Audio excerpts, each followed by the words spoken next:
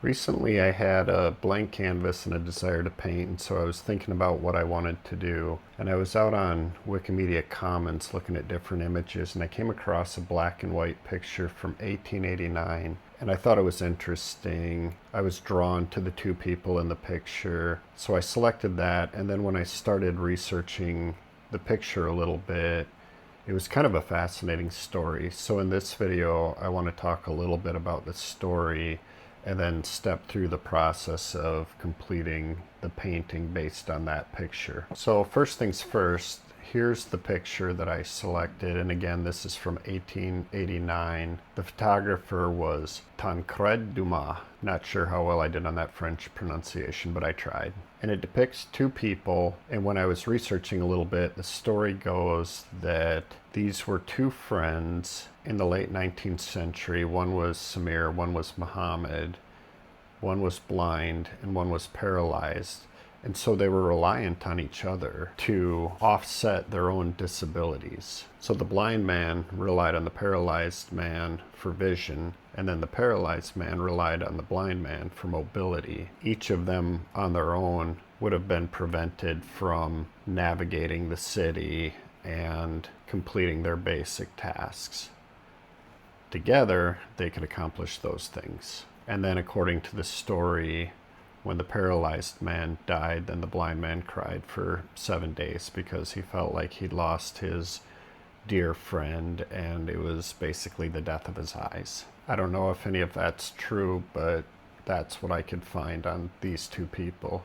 So now, segueing into the painting process itself, I started off by putting in the little wooden canvas wedges. And in the past, when I would buy a canvas, I would see the little bag of these and ignore it, throw it away. Never really knew what it was for. Then finally stopped and did a little bit of research and came to understand it's for tightening the canvas. And so I've gotten in the habit of putting them in. I don't know if that's accurate. Feel free to tell me if I'm off and it's unnecessary, and you only need to put them in if you get to a situation down the road where the canvas starts to warp. But I like to put them in, make sure it's nice and tight before I start. So that's what I did here. So here I have the blank canvas, and I do an underpainting of transparent brown oxide. This is the first time that I use that particular color. In the past, I've done a lot of transparent red oxide or green earth or burnt umber, sometimes yellow ochre.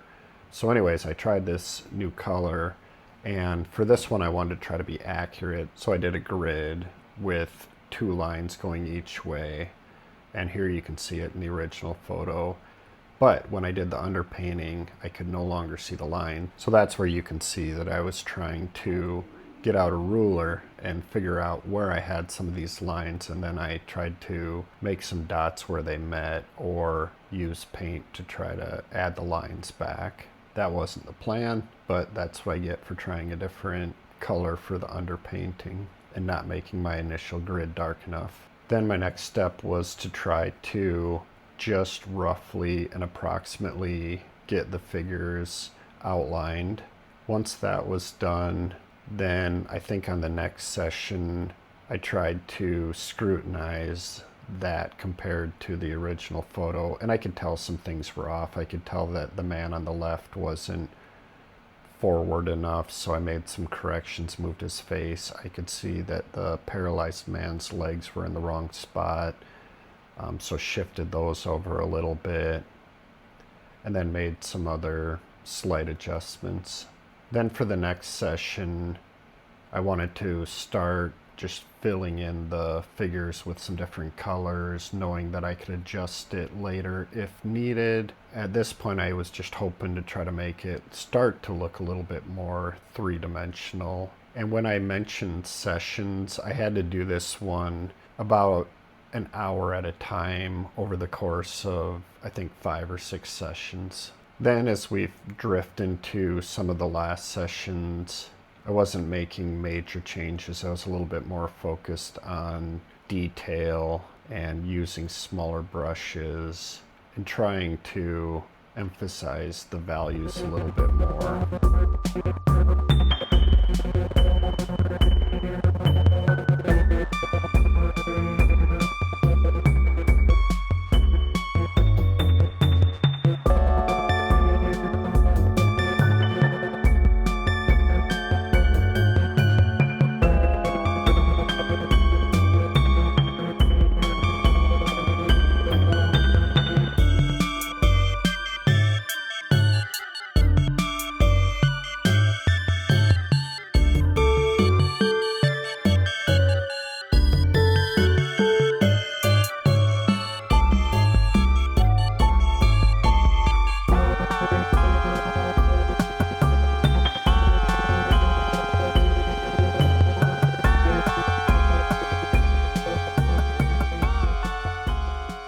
So after 6 sessions, this is how it turned out, and it was a fun piece to work on, and I appreciated the story about these two people.